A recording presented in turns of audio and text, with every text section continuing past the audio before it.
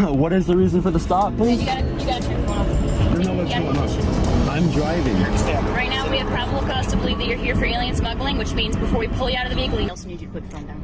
So I'm not gonna. I don't agree to be recorded. So. This is my First Amendment right. It's not actually. No. A normal interaction. Most people are. Yeah, Sir, most people are just like, hey man, we'd like to be on our way. can I- When there's probable cause of alien smuggling, we're allowed to actually pull you out of the car and search your vehicle. Just searching. I'm checking out the area. So you got For anything what? in your trunk? No, I do not. Okay, so we can look in it. No, you cannot. That's my Fourth Amendment right. Canine. It's my Constitution in my glove box. Well, I don't need your Constitution. I'm not interested No. in it. I'm not interested. You don't in want your to see my Constitution? No, I do not. No, I have a dog. Okay, fair enough. My dog is trained to sniff, smell cocaine, heroin, marijuana, methamphetamine, concealed individuals. Yes, sir. Do I have permission to run my dog on your vehicle? No, I don't. But either way, you're gonna do it. So that's.